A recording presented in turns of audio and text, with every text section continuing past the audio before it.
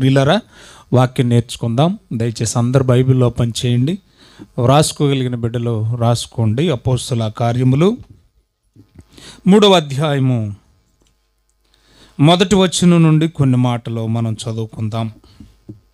పగలు 3 గంటల సమయమున ప్రార్థనా కాలమున అనేది అండర్లైన్ చేయండి. పేతురు యోహాను దేవాలయమునకు ఎక్కి వెళ్ళుచుండగా పుట్టింది మొదలుకొని కుంటివాడైన ఒక మనుషుడు మోసికొని పోబడుచుండెను. వాడు దేవాలయములోనికి వెళ్ళువారిని భిక్షమడుగుటకు కొందరు ప్రతిదినము వారిని శృంగారమును దేవాలయపు ద్వారమునొద్ద ఉంచుచూ వచ్చిరి. పేతురు యోహాను దేవాలయములో ప్రవేశింపబోనప్పుడు వాడు చూచి భిక్షం అడుగుగా పేతురు యోహాను వాడిని తేరి చూసి మా తట్టు చూడమనిరి. ఆ పదాన్ని కూడా అండర్లైన్ చేయండి. మా తట్టు చూడమనిరి. వాడు వారి యొద్ద ఏమైనా దొరుకుతుందేమోనని కనిపెట్టుచు వారి యందు లక్ష్యం ఉంచెను. అంతటా పేతురు అంటున్నారు, వెండి బంగారములు నా యొద్ద లేవు, కానీ నాకు కలిగినదే నీకు ఇచ్చుచున్నాను. నజరేయుడైన యేసుక్రీస్తు నామమున నడుమని చెప్పి వాని చెయ్యి పట్టుకుని లేవనెత్తును. వెంటనే వాని పాదములను చీల మండలములను బలము పొందిన వాడు దిగ్గున లేచి నిలిచి నడిచెను. నడుచుచు గంతులు వేయుచు దేవుణ్ణి స్తుతించుచు వారితో కూడా దేవాలయంలోనికి వెళ్ళెను. ప్రియులరా, ఒక ప్యాసేజ్ ఒకటి మనం చదివాము, 10 వరకు ఉంటుంది ఆ పారాగ్రాఫ్ అంతా కూడా. ఈ సందర్భాన్ని ఎవరు కూడా దయచేసి నాకు తెలుసు అని మాత్రం అనుకోవద్దు. చాలా మనం తెలుసుకుంటూనే ఉంటాం. ఎన్నిసార్లు చదివినా బైబిల్ క్రొత్తగానే అనిపిస్తుంది. కాబట్టి ఇందులో కొన్ని పాఠాలు మనం నేర్చుకోవడానికి ప్రయత్నపడదాం. ఈ సందర్భం అంతా కూడా ఒక 2-3 మాటల్లో విపులీకరిస్తాను, జాగ్రత్త వినండి. అపోస్తుల పరిచర్యలో, అపోస్తుల కార్యం అనగానే అపోస్తులు చేసిన పరిచర్యలు లేదా పరిశుద్ధాత్మ కార్యములు అని చెప్పొచ్చు మనం అపోస్తుల కార్య గ్రంథాన్ని. అపోస్తుల పరిచర్యలో పేతురు యోహాన్లు ప్రార్థనకు వెళుతున్నారట. ఎక్కడికి? దేవాలయానికి. ప్రార్థన కూడా ఒక టైం ఉంది. ప్రార్థనకు కూడా ఏముంది? ఒక సమయం ఉంది. అక్కడ రాశాడు ఖచ్చితంగా 3 గంటల వేళ అని. సో మెట్లెక్కి దేవాలయంలోకి వెళ్ళాలి. అయితే పుట్టింది మొదలుకొని కుంటివాడైనటువంటి ఒక భిక్షగాడు మనకు కనబడుతున్నాడు. భిక్షం ఎందుకు ఎత్తుతున్నాడంటే కాళ్ళు చేతులు బాగుండు కాదు. కాళ్ళు చేతులు బాగున్నాడు భిక్షం అడుక్కుంటే ఒరే దున్నపోతులాగా ఉన్నావు, అడుక్కు తినడం ఎందుకు, పని చేసుకోవచ్చు కదా అంటారు కదా. కాబట్టి ఇతనికి ఏం బాగోలేవు, కాళ్ళు లేవు. ఒక మాటలో చెప్పాలంటే కాళ్ళు లేవు, లైక్ పోలియో టైపు. సో అలా పడున్నాడు. అలా పడుండడానికి కూడా ఎవరో ఒకరు మోసుకొచ్చేవాళ్ళంట రోజు. పాపం వాళ్ళకి ఎంత ఇస్తున్నాడు రోజుకి నాకు తెలియదు. ఉత్తి పుణ్యానికే రోజు నన్ను తీసుకెళ్ళి అమీనాబాద్ సెంటర్లో పెట్టండి, నేను అడుక్కుంటాను, మళ్ళీ నన్ను తీసుకొచ్చిందంటే ఉత్తి పుణ్యానికి ఎవరు తీసుకెళ్తారు? కాబట్టి వాళ్ళకి ఏదో తులమ పొలం ఇస్తున్నాడు. పాపం తీసుకెళ్ళి ఆ దేవాలయం మెట్ల మీద కూర్చోబెడితే భిక్షాటన చేస్తున్నాడు. వచ్చే వాళ్ళందరూ కూడా ఏమండి ఎలాగా వేస్తారు డబ్బులు? బాబు తీసుకో, బాబు తీసుకొని జోలు ఎడతారా? ఏం చేస్తారు? చిల్లరా గిరేస్తారు. కంచం అంటే కంచంలోనో, లేదంటే ఏదన్నా తువాలు పరుచుకుంటేనో, దుప్పటి పరుచుకుంటే దాని మీద గిరేస్తా వెళ్తారు. అంతగా ఎవడో అతన్ని పట్టించుకోవట్లేదు. ఎలాగైతేనేమి ఈ సమయాన్ని వీళ్ళు వెళుతున్నప్పుడు పర్టికులర్గా కొన్ని పదాలు మనకు కనబడుతూ ఉన్నాయి. అవేంటంటే వాళ్ళు అంటున్నారంటే, ఇందాక చదివాం, మా తట్టు చూడమనిరి. పర్టికులర్గా మా తట్టు చూడమన్నారు. చూడమనగానే వాడు అనుకున్నాడు అందరిలాగే అప్పుడున్న నాణ్యాలు ఏమండి వెండి బంగారం ఇలాంటివి కాబట్టి, నువ్వు అనుకున్నట్టు వెండి బంగారం అలాంటి నాణ్యాలు మా దగ్గర ఏమీ లేవు, కానీ మేము కలిగిందే నీకు ఇస్తున్నాం. మేము కలిగి ఉన్నది ఏంటంటే యేసు నామము, యేసు నామము. ఆ నామాన్ని మీకు ఇస్తున్నాం.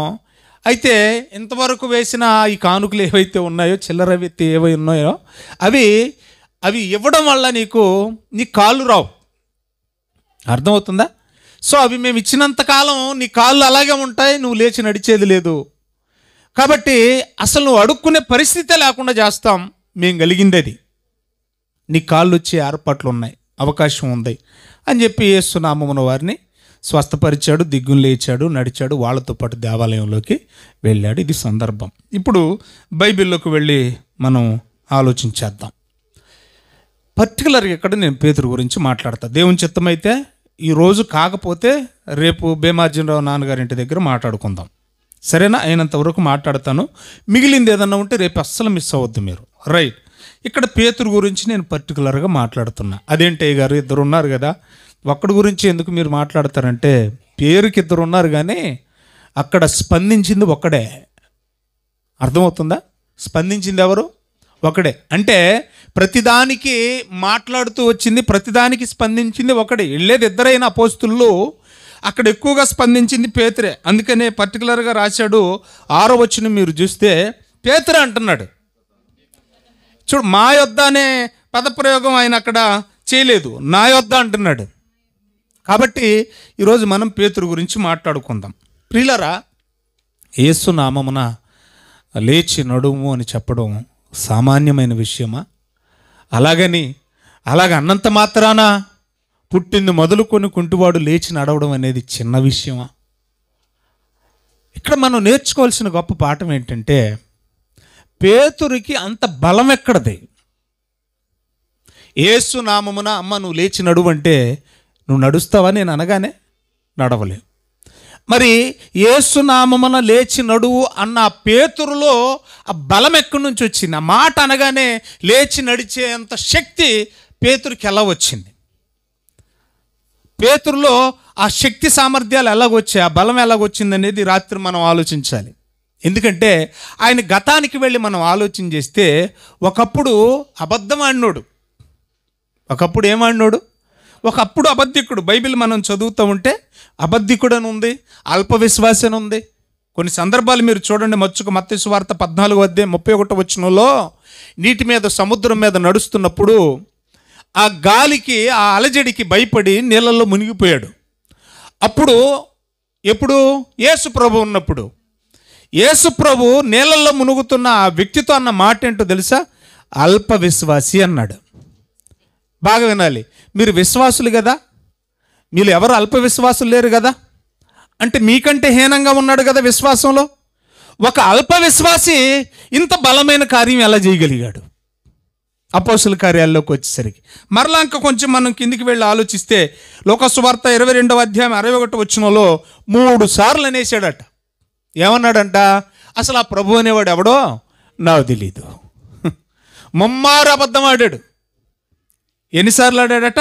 ముమ్మారు అసలు ఆ ప్రభువుని నేను ఎరుగును అని అబద్ధం ఆడాడు. ఒకనాటి అబద్ధికుడు, లేదా అబద్ధం ఆడడం పాపమే కదా, ఒకనాటి పాపి ఇంత బలమైన కార్యం ఎలా చేయగలిగాడు? ఆయనకి ఎంత బలం ఎలాగొచ్చింది? ఈ సందర్భాలన్నీ మనం చదువుతున్నప్పుడు కొన్ని విషయాలు మనం నేర్చుకోవాలి. ఫస్ట్ పాయింట్ జాగ్రత్తగా వినండి, నేను ఇంకా సబ్జెక్టులోకి వెళ్ళలేదు. పగలు 3 గంటలకు ప్రార్థన కాలమున అని వ్రాయబడింది.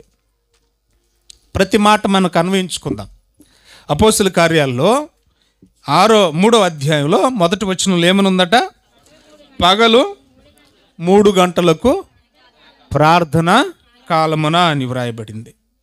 అంటే ప్రార్థనకు ఒక సమయాన్ని కేటాయించారు, ఆ సమయాన్ని గౌరవిస్తున్నారు. అపోస్తులు ఏం చేస్తున్నారు? అమ్మా, నా మాటలు అర్థం అవుతున్నాయి. ప్రార్థనకి ఒక సమయాన్ని ఏం చేశారు? కేటాయిస్తున్నారు. ఆ సమయాన్ని ఏం చేస్తున్నారు? గౌరవిస్తున్నారు. మరి మనకు ప్రార్థనకు సమయాన్ని కేటాయించలేదా మన పెద్దలు, కమిటీ వారు? కేటాయించారు. మరి సమయానికి వస్తున్నారా? అంటే సమయాన్ని గౌరవిస్తున్నారా? గౌరవించట్లేదా? మరి అద్భుతాలు ఎలా జరుగుతాయి మన జీవితాల్లో? మన జీవితాల్లో బలమైన కార్యాలు ఎలా జరుగుతాయి? ఆధార్ కార్డులు ఇస్తున్నారు, రేషన్ కార్డులు ఇస్తున్నారు, ఇళ్ళ పట్టాలు ఇస్తున్నారు. ఎమ్మెల్యే గారు 5 గంటలకే వస్తారంటే 4 గంటలకి వెళ్ళి కూర్చుంటాం. ఒక మనిషికి ఆ మనిషి ద్వారా వచ్చి మేలు పొందడానికి మనం గంట ముందు కూర్చుంటుంటే దేవుడు ఏ మేలు చేయడా? చేస్తాడు. కానీ మనకి ఎందుకు జరగట్లేదంటే మనం నియమించుకున్న సమయానికి మనం విలువనివ్వం. ఏ దేవుని సమయం కోసం అయితే మనం ఎదురు చూడాలో ఆ దేవునికి విలువనివ్వం. అలాంటప్పుడు దేవుడు మనకి మేలు ఎందుకు చేయాలి?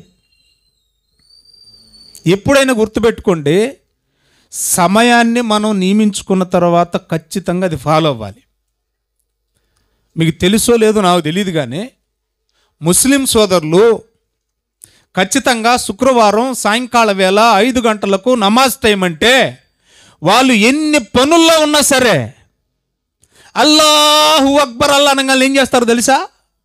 ఎక్కడోళ్ళు అక్కడ గాప్చప్. అర్థమవుతుంది మీకు?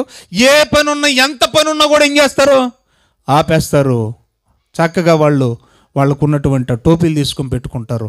ఉన్న పలంగా మోకాల మీద పడిపోతారు. అర్థమవుతుంది మీకు?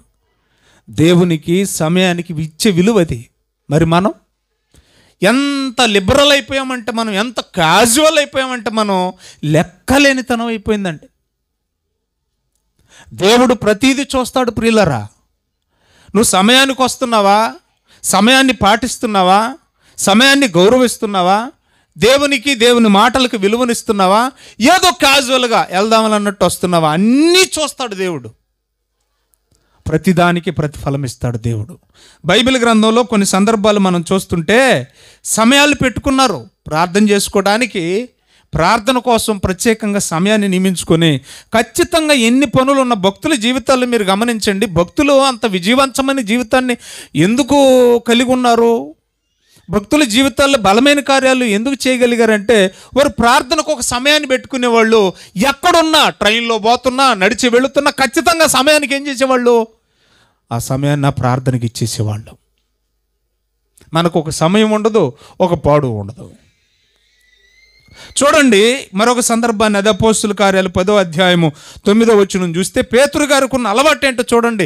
కేవలం యెరూషలేము దేవాలయంలో 3 గంటల ఆరాధనకి వెళ్ళడమే కాదంట, ఆయన ప్రేయర్ షెడ్యూల్ మీరు చూస్తే 10వ అధ్యాయము చూడండి 9వ వచనంలో, మరునాడు వారు ప్రయాణమైపోయి పట్టణమునకు సమీపించినప్పుడు పగలు ఇంచుమించు 12 గంటలకు పేతురు ప్రార్థన చేయడానికి ఎక్కడికి ఎక్కాడు? ఏ ఊరంటది? యొప్పే. సముద్ర తీర ప్రాంతం, ఇలాగ ఉప్పాళ్ళ లాంటి ఊరు అంటది. ఒక చర్మకారుని అంట బస చేస్తున్నాడట. అక్కడ ఉన్నప్పుడు ఎక్కడున్నా కూడా ఆయన ఏం చేస్తాడంట? ఆయనకున్న అలవాటు ఏంటట? ఖచ్చితంగా 12 అయితే ఏం చేసేవాడు? ఏకాంతంగా వెళ్ళి ప్రార్థన చేసేవాడు. చుట్టాలు వచ్చినా, ఇంకొకరు వచ్చినా, అమ్మా ఒక అరగంట నేను మీకు సమయం ఇవ్వనే, ఆ సమయం దేవుని దగ్గరే గడిపి రావాలి. మీరు ఉండండి, నా అవసరం మీకు ఉంటే, లేదంటే వెళ్ళండి. దేవునికంటే నాకు ఎక్కువ ఏది కాదు. ఖచ్చితంగా 12 అంటే 12 గంటలకి నా దేవుడికి నేను సమయం ఇవ్వాలి. చూడండి కొర్నేలు అక్కడే 30వ వచనంలో మనకు కనపడుతుంది. ఒక మారిన అన్యుడు సమయాన్ని పెట్టుకున్నాడు. మనకు లేదు ఈ బుద్ధి. కొర్నేలు ఏం చేస్తున్నాడు చూడండి 30వ వచనంలో. అందుకు కొర్నేలు 4 దినముల క్రిందట పగలు 3 గంటలు మొదలుకొని ఈ వేళ వరకు నేను ఇంట ప్రార్థన చేయుచుండగా అన్నాడు. ఆయనకు ఒక అలవాటు ఉందట కొర్నేలు గారికి. ఆయనకున్న అలవాటు ఏంటంటే రోజు ఖచ్చితంగా 3 గంటలకే మోకరించేసేవాడట. ఎంత సమయం గడిపేవాడు అనేది తెలిసేది కాదు. ఆయనకు ప్రార్థనలో నుంచి లేచి రావాలి అనిపించేంత వరకు, విసుకొచ్చేంత వరకు ఏం చేస్తూనే ఉంటాడు? ప్రార్థన చేస్తానే ఉంటాడు. విసుగక ప్రార్థన చేస్తాడు. సమయం పెట్టుకున్నాడు 3 గంటలకు అని చెప్పేసి బైబిల్లో మనం చూస్తూ ఉన్నాం. ఇక బైబిల్లో దానియేలు గ్రంథం 6వ అధ్యాయము 13వ వచనాన్ని మనం చదివితే ప్రియులారా, ఏమండి, అనుదినము ముమ్మారు అని ఉంది. రోజు ఎన్నిసార్లు అట? 3 సార్లు. టైం షెడ్యూల్ మనకు చెప్పలేదు, కానీ ఖచ్చితంగా మాత్రం షెడ్యూల్ ఉంది. అర్థమవుతుందా? బలమైన సింహాన్ని నోళ్ళు ముయించాడంటే ఆ బలం ఎక్కడి నుంచి వచ్చిందంటే ఆయన ప్రార్థనకి సమయాన్ని పెట్టాడు. దినానికి 3 సార్లు ఏం చేస్తున్నాడు? ఆయన ఒక టైం షెడ్యూల్ పెట్టుకున్నాడు. ఏమండి, ప్రార్థన చేస్తూ ఉన్నాడు. గుర్తుపెట్టుకోండి, ఇక్కడ ఒకటి స్టేట్మెంట్ నేను చేస్తున్నాను, జాగ్రత్తగా వినాలి. నీ జీవితంలో దేవునికి నీవిచ్చే సమయం ఎంత? ఒకటి.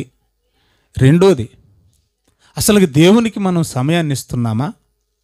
మూడోది, దేవుడికి ఇచ్చిన సమయాన్ని దేవుల్లో గడుపుతున్నామా? ఇది నీ జీవిత సాక్ష్యాన్ని సూచిస్తుంది. దేన్ని సూచిస్తుంది? నీ జీవిత సాక్ష్యాన్ని.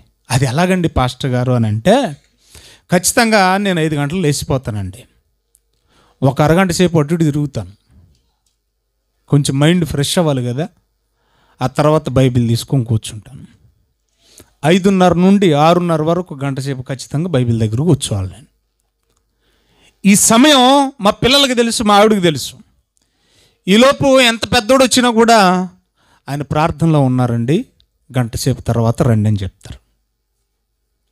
అంటే ఇది ఏది సూచిస్తుంది? ఓహో, అయితే పాస్టర్ గారు 5:30 ఉంటే 6:30 వరకు ప్రార్థనలో ఉంటాడు. తర్వాత మరొకసారి వచ్చేటప్పుడు ఆయన అర్థం చేసుకుంటాడు ఏమని, ఓహో ఈ టైంలో పోతే ఇది మన సమయం కాదు, మా పాస్టర్ గారు ప్రార్థనకి లేదా దేవునికి ఇచ్చిన సమయం. మీ పిల్లలు మీ గురించి సాక్ష్యం చెప్పగలరా? మా అమ్మ పలానా టైం నుండి పలానా టైం వరకు ప్రార్థనలో ఉంటుంది, పలానా సమయం నుండి పలానా సమయం వరకు బైబిల్ చదువుతుంది. బలమైన కార్యాలు మనం చేయాలంటే ప్రియులారా, దేవునితో మనకున్న సహవాసం ఏది? ఏమండి, ఒక నాయకుడు నీకు రికమెండ్ చేయాలంటే ఆ నాయకునితో నీకున్న బంధం ఏది? ముక్కు మొహం తెలియనోడు వెళ్తే ఎలా రికమెండ్ చేస్తాడు, ఎలా సాయం చేస్తాడు? ఆయనతో ఉన్న సహవాసం ఏది నీకు? అలాగే దేవుడు కూడా నీకు రికమెండ్ చేయాలంటే, నిన్ను బలపరచాలంటే దేవునితో నీకున్న సహవాసం ఏది? దేవుడికి ఇచ్చిన సమయం ఏది? దేవునికి ఇచ్చిన విలువేది? ఒకటి, భక్తుల జీవితాలు మనం ధ్యానం చేస్తుంటే వాళ్ళు దేవునికి, ప్రార్థనకి, వాక్యానికి ఏం చేసేవాళ్ళు? ప్రత్యేకంగా ఒక సమయాన్ని ఇచ్చేవారు, ఆ సమయాన్ని గౌరవించేవారు. రెండో సందర్భాన్ని అక్కడ మనం నోటీస్ చేస్తే 4వ వచనంలో పేతురు యోహానులంట మా తట్టు చూడమనిరి. ఏం చేశారంట? ఏమంటున్నాడు చూడండి దయచేసి. మా తట్టు చూడమనిరి. బాగా ఈ మాటని మీరు నోటీస్ చేయండి.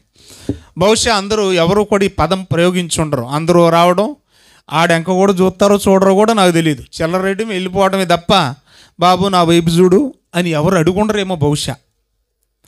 మా తట్టు చూడమనగానే కొంత ఆశ కలుగుద్ది కదా, ఎవరు ఇవ్వందిస్తారేమో, ఎక్కువ ఇస్తారేమో, లేదంటే బాగా ఎక్కువ సహాయం చేస్తారేమో, నాకేదైనా మేలు చేస్తారేమని ఈగరగా ఆశతో ఎదురు చూస్తూ ఉన్నాడు. అందరిలాగా చిల్లరేస్తారని మాత్రం అనుకోలేదండి. ప్రియులరా, మా తట్టు చూడమని ఎందుకన్నారంటే, మా తట్టు చూస్తే మేం బలహీనులమే. మా తట్టు చూస్తే మాలో ఎవరు కనపడతారు నీకు? చెప్పండి. నీకు కాళ్ళు ఇచ్చేవాడు కనపడతాడు. ఎందుకు మా తట్టు చూడమన్నారు తెలుసా? మేమైతే నిరుత్తరులం, మేమైతే రిక్తులము, మా వల్ల అయితే ఏమీ కాదు. కానీ మా తట్టు చూడు, మా తట్టు చూస్తే నీకెవరు కనపడతాడంటే నిన్ను బాగు చేసేవాడు కనపడతాడు. ఈ మాట మనలో ఎవరు అనలేమండి. నన్ను చూడండి యేసుప్రభు కనపడతారు అని అనగలమా మనం? ఏమండి, చూడండి బైబిల్లో కొంతమందిని చూస్తే దేవుని చూసినట్టే ఉంటుందంట. ఇప్పుడు వీళ్ళు మా తట్టు చూడమని పర్టికులర్గా ఆ కుంటోని ఎందుకన్నారంటే, మా తట్టు చూస్తే మాలో ఒక బలవంతుడు ఉన్నాడు, మాలో ఒక గొప్పవాడు ఉన్నాడు, ఆయన కనపడతాడు మీకు. అది దాని అర్థం.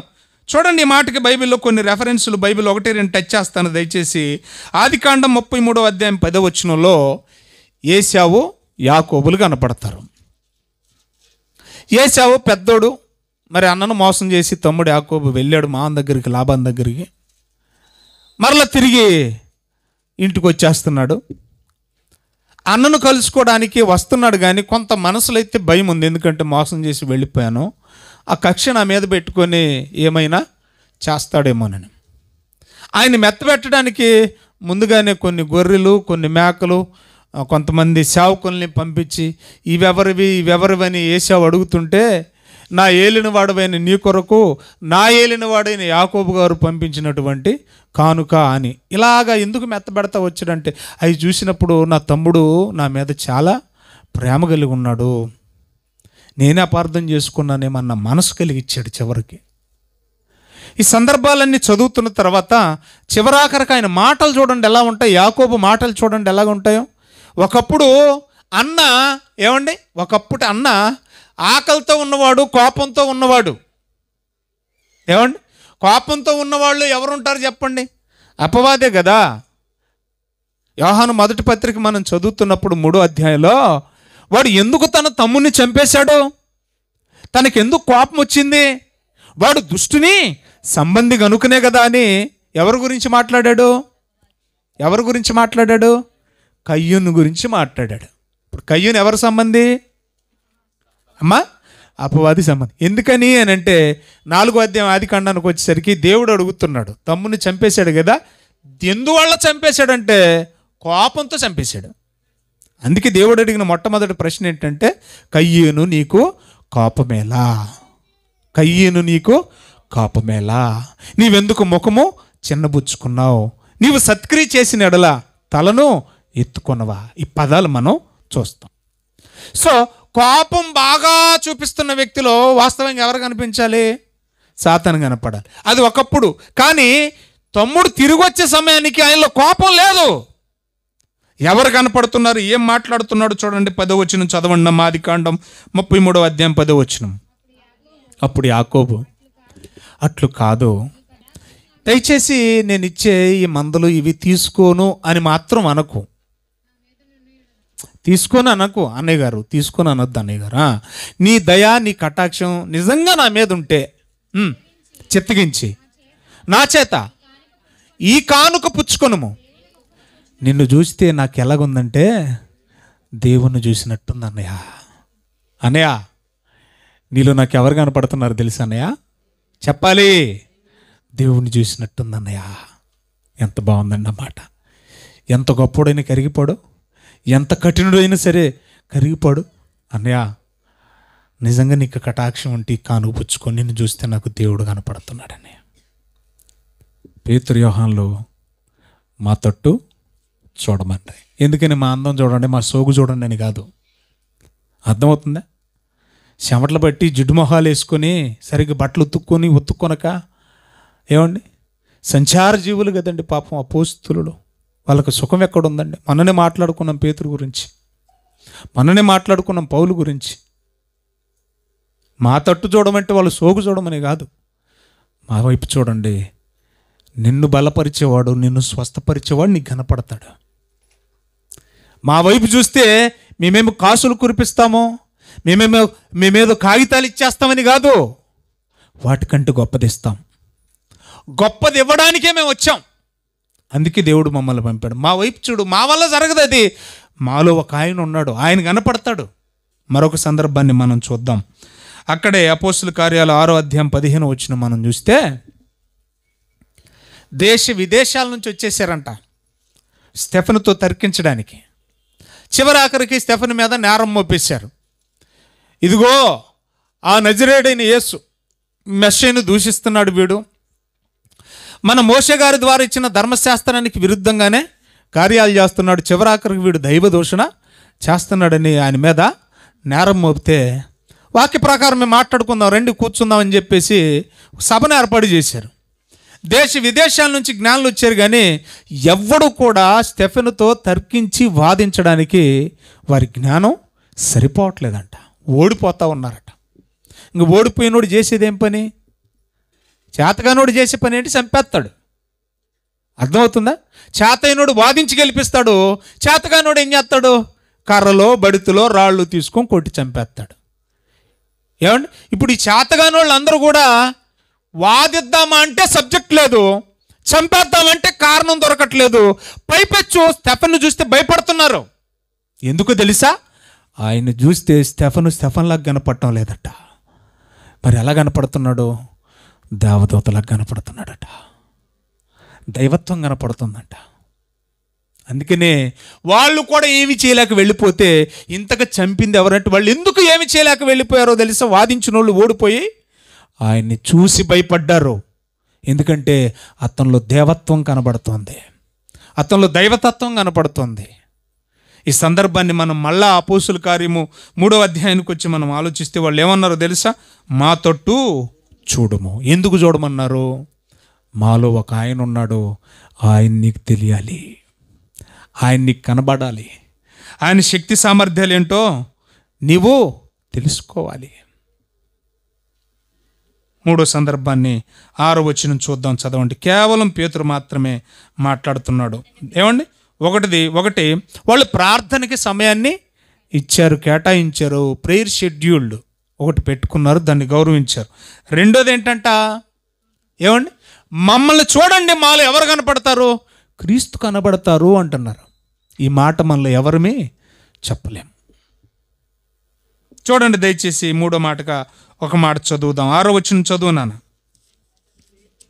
అపోస్తుల కార్యాలు 3వ అధ్యాయం 6వ వచనం. అంతటి పేతురు, వెండి బంగారములు మా యొద్ద లేవు గాని మాకు కలిగినదే. అదేంటండి వెండి బంగారాలు లేకపోవటం ఏంటండి? ఏమంటే నిజం చెప్పండి, ఓపెన్గా మాట్లాడుకుందాం. మనం ఎప్పుడూ ఓపెన్గానే ఉండాలి. ఇందులో దాపెరికం ఏముంది? నాకు ఉంగరం లేదు అన్నోళ్ళు ఎవరైనా ఉన్నారు ఇక్కడ? అసలు మా ఇంట్లో, నాకు అనొద్దులేండి, మా ఇంట్లో ఉంగరం మొక్క లేదన్నోళ్ళు ఎవరైనా ఉన్నారు అక్కడ? మీ పిల్లలకు కానీ, మీ మనవలకు కానీ, మీకు కానీ ఉంది కదా? సరే, పోనీ శివుకి ఒక్క కమ్మ కూడా లేదండి అన్నోళ్ళు ఉన్నారా?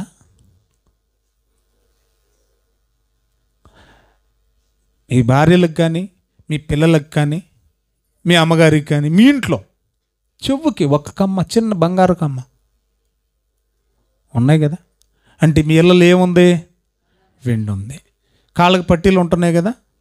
ఈవెన్ మట్టిలు సుట్లు అంటారు కదా, సుట్లు ఉన్నాయా? వెండిదేనా?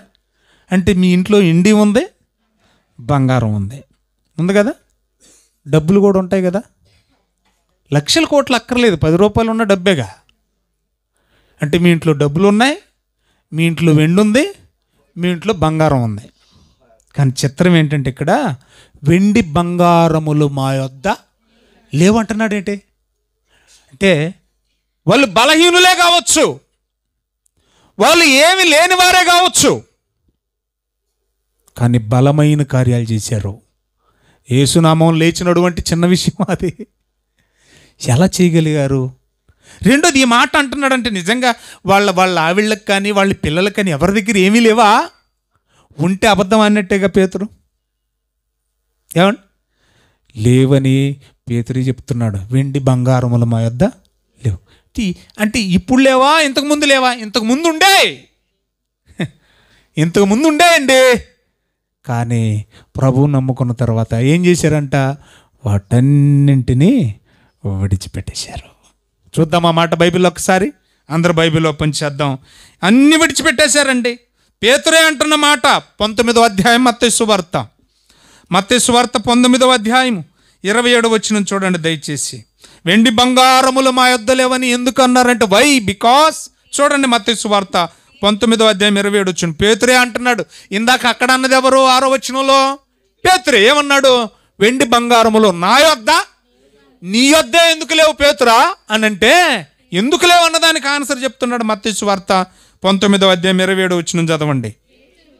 పేతురు, ఇదిగో మేము సమస్తాన్ని వదిలేశాం. చాలమ్మా. యేసుని ఎప్పుడైతే తెలుసుకున్నారో సమస్తాన్ని ఏం చేశారంట? వదిలేశారట. వెండి లేదు, బంగారం లేదు, డబ్బులు లేవు. ఇప్పుడు మా వెండి వేసే, మా బంగారము వేసే, మా డబ్బు వేసే. అదే అన్నారు, మేం కలిగి ఉన్నదే మీకు ఇచ్చుతున్నామంటే మొత్తం వదిలేసి ఏం కలిగి ఉన్నారు? అప్పటికే యేసును కలిగి ఉన్నారు.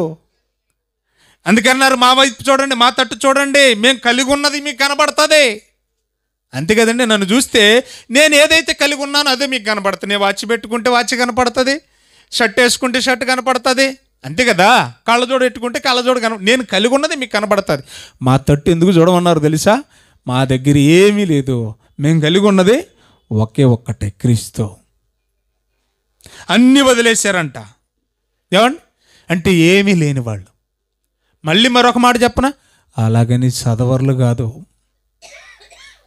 అలాగని వాళ్ళకు చదువు కూడా ఏదైనా మాయ చేయడానికి, ఏదైనా మంత్రం చేయడానికి, ఏదైనా ఏమండి మిమిక్రీ చేయడానికి, ఏం చేయడానికి కూడా వాళ్ళ దగ్గర ఆ చదువు అనేది కూడా లేదు. ఆ మాట కూడా అపోస్తుల కార్యాలు 4వ అధ్యాయం 13వ వచనం చూడండి దయచేసి. అపోస్తుల కార్యములు 4వ అధ్యాయం 13వ వాక్యాన్ని చదువుదాం. వారు మళ్ళీ వీళ్ళిద్దరే కనపడుతున్నారు ఇక్కడ, రైట్. పేతురు యోహానుల ధైర్యాన్ని చూసి వీరు సామాన్యులు, వాళ్ళకి చదువు లేదో, సామాన్యులు. బాగా వినాలి. అలాగని మా దగ్గర ఉన్నదే మీకు ఇస్తున్నామంటే యేసు తప్ప, అలాగని మేమేమి చదువులం కాదు, చదువు కూడా లేదు మా దగ్గర.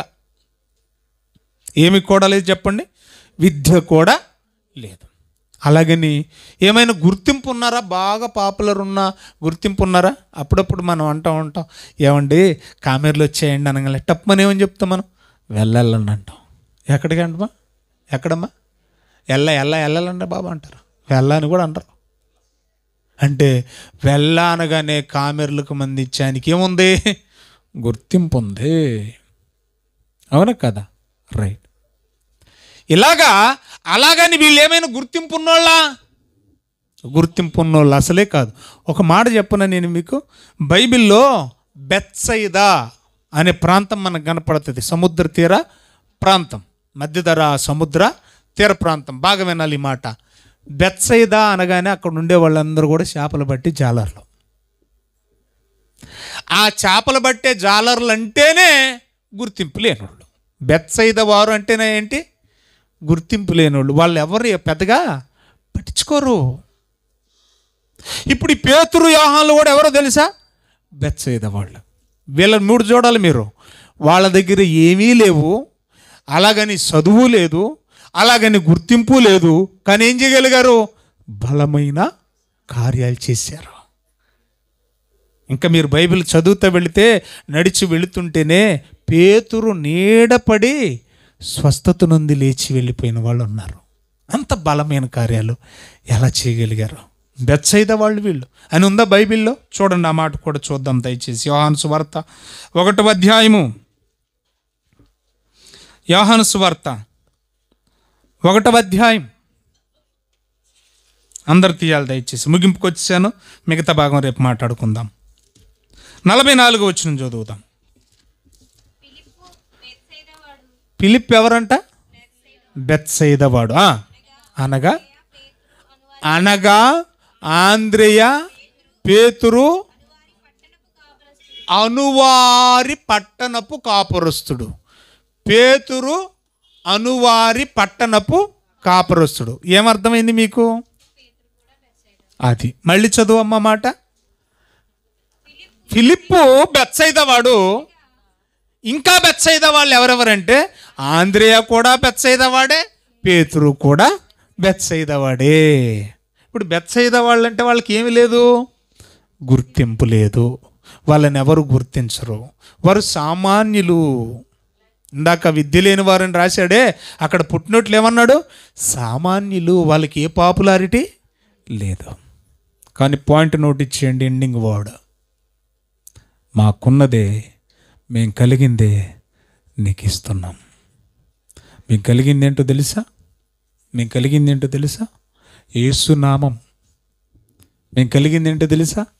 యేసు నామం. ఆకాశం క్రింద మనుషులలో ఇవ్వబడిన ఏ నామాన్న కూడా ఈ శక్తి లేదు, ఏ నామాన్న కూడా ఈ రక్షణ లేదు, ఏ నామాన్న కూడా ఈ స్వస్థత లేదు. నీకు అదే ఇస్తున్నాం. ఏమిస్తున్నాం? నీకు అదే ఇస్తున్నాం. అంటే అపోస్తులకున్న బలం ఏంటంటే యేసునామం. ఏంటి చెప్పండి? యేసునామం. అంటే యేసునామం ఎంత బలమైందో మీరు ఆలోచించండి.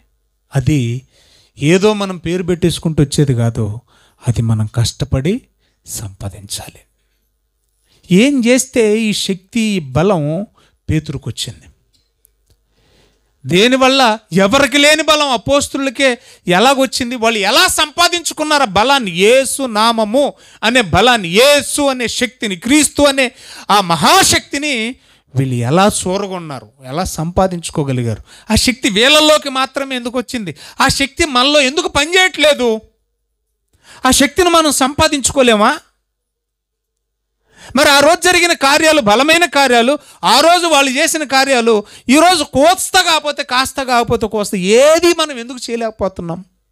మనలో ఆ బలం ఎందుకు లేదు?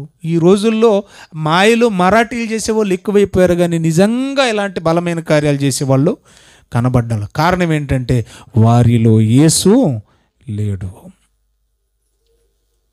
కాబట్టి ప్రియులారా, రేపటి దినాన్ని మనం మాట్లాడుకుందాం. పేతురుకి బలం ఎలాగొచ్చింది, పేతురుకి శక్తి ఎలాగొచ్చింది, పేతురు ఆ బలాన్ని సంపాదించుకోవడానికి ఏమేమి ప్రయత్నాలు చేశాడు, పేతురు ఆ బలాన్ని పొందుకోవడానికి ఎలా సాధన చేశాడు భక్తిలో. పేతురు ఒకప్పుడు బలహీనుడే, ఒక అబద్ధికుడే, ఒక అవిశ్వాసే. ప్రభు అవసరమైతే నీ కోసం నా ప్రాణం అడ్డు పెడతానన్నవాడే. అలాంటి బలహీనుడు తర్వాత అంటాడు, సాతాన వెనక్కు అంటాడు యేసు ప్రభు. కోపిస్తోడే, దుడుకువాడే, కత్తి తీసుకొని మలుకు చెవు నరికేశాడు కదా. అలాంటి బలహీనుడు ఇంత బలవంతుడు ఎందుకయ్యాడు? ఇంత బలం ఇతనికి ఎలా వచ్చింది? ఏం చేస్తే వచ్చింది? దేని వల్ల వచ్చింది?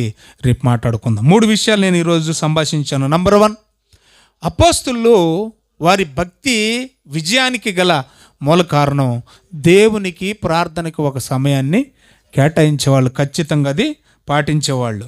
రెండోది మనం చూస్తే మా తట్టు చూడమన్నారు అంటే దాని అర్థం ఏంటంటే వ్యక్తిగతంగా మేమేమైతే ఇవ్వలేం, కానీ ఏమి కూడా మాలో ఒక శక్తి ఉంది. మమ్మల్ని చూసినప్పుడు మీకు ఎవరు కనపడాలి? ఆ శక్తి కనబడుతుంది. మాలో క్రీస్తును చూడండి, ఆయనే నిన్ను స్వస్థపరిచేవాడు. 3వ మాట మనం చదువుతున్నాం, లోకం ఇచ్చేది మా దగ్గర లేదు. ఒకవేళ నువ్వు లక్ష్యం ఉంచావంటే అందరు ఇచ్చినట్లు వెండి బంగారం డబ్బులు అనుకుంటే పొరపాటు. లోకం ఇచ్చేది మేము ఇస్తే మాకు లోకానికి తేడా ఏముంది? లోకానికి ఉన్నది మా దగ్గర లేదు. ఎందుకంటే మేము అదంతా ఏం చేసాం? విడిచిపెట్టేశాం. అంతా వదిలేసి మేము ఒక్కటే కలిగి ఉన్నాం. మేము కలిగి ఉన్నదే నీకు ఇచ్చుచున్నాం. మేము కలిగింది ఏంటి? యేసు శక్తి కలిగిన నామం. కాబట్టి ప్రియులారా, ఈ 3 ఒకసారి మీరు ఆలోచించండి. మనం నిజంగానే ప్రార్థనకు సమయం ఇస్తున్నామా? నిజంగానే మన జీవితంలో క్రీస్తుని చూపిస్తున్నామా? నిజంగానే మనలో ఉన్న క్రీస్తు బలాన్ని నీ క్రియల ద్వారా క్రియారూపకంగా లోకానికి కనబరుస్తున్నామా లేదనేది ఒక్కసారి మనల్ని మనం ఆత్మవిమర్శ చేసుకుందాం. ఆయన శక్తి, ఆయన బలం దొంగోడికి అర్థం కాలేదు, కానీ అన్నాడు కదా, నీవు నిజంగా రక్షకుడు అయితే, నీవు నిజంగా దేవుడు అయితే నిన్ను నువ్వు రక్షించుకొని, అంటే తనను తాను రక్షించుకోలేని బలహీనుడా యేసు? ఆలోచించండి. ఒకవేళ యేసే బలహీనుడైతే మమ్మల్ని చూడండి అంటే మాలో ఉన్న బలహీనుని చూడండినా? కాదు కదా. యేసు అనే ఆయన మహాశక్తి. కొరింథీయులకు రాసిన మొదటి పత్రిక 1వ అధ్యాయము 24-25 వచనాలు మనం చదువుతుంటే యేసు అంటే ఎవరో తెలుసా? దేవుని శక్తి. యేసు అంటే ఎవరట? దేవుని శక్తియు దేవుని జ్ఞానం అన్నాడు. దేవుని బలమైన ఎవరంటే యేసు ప్రభు దేవుని బలం, దేవుని శక్తి. ఆయన బలహీనుడు కాదు. లోక కళ్యాణం కోసం ఆయన మరణించాలంతే. 3వ దినాన్ని తిరిగి లేవలేదా? ఏ మనిషి బలం సరిపోద్ది చెప్పండి? సమాధిని బద్దలు కొట్టుకొని తిరిగి లేచి రావాలంటే బయటికి సజీవుడుగా. కాబట్టి నీలో బలమైన శక్తి యేసు ఉంటే బలమైన కార్యాలు చేస్తావు. లోకం నీ ద్వారా బలమైన కార్యాలు చూస్తుంది. కాబట్టి ఆలోచించండి ఒక్కసారి, ముమ్మారు ఒకసారి బేరేజ్ వేసుకోండి. మన జీవితంలో దేవునికి మనం ఇచ్చే సామ్యం ఏది? మనకున్న సాక్ష్యం ఏంటి? మన జీవితంలో క్రీస్తును మన ద్వారా చూపిస్తున్నాము. మన జీవితంలో మనం అన్ని విడిచిపెట్టేసి, పేతురే కదా పౌలు కూడా అంటాడు, నేను సమస్తాన్ని పెంటగా ఎంచుకున్నాను, సమస్తాన్ని నష్టపరుచుకున్నాను అంటాడు. మరి దేవుడి కోసం మనం ఏం వదిలేసాం? ఆయన శక్తి మనలో బహిర్గతం కావాలంటే ఆయన నిలువెల్లా ఏమైపోవాలి? మనలో మమేకం అవ్వాలి. ఆయన తప్ప దేనికి చోటు ఇవ్వకూడదు. అప్పుడే బలమైన కార్యాలు చేయగలుగుతారు. రేపటి దినాన కొన్ని సంగతులు మనం మాట్లాడుకుందాం. ఈ అపోస్తలులు ఇంత బలహీనులై ఉండి కూడా ఒకప్పుడు ఇన్ని బలమైన కార్యాలు ఎలా చేయగలిగారో రేపటి దినాన్ని నేను 3 సూత్రాలు చెప్పి ముగిస్తాను. దేవుడి మాటలు మన వినికిల్లో ఫలింపజేయునుగాక. ఆమేన్. కళ్ళు మూసుకొని తల్ల వంచండి. వాక్య ఫలింపు కొరకు కుటుంబం కోసం మీలో ఒకరు క్లుప్తంగా ప్రార్థించండి.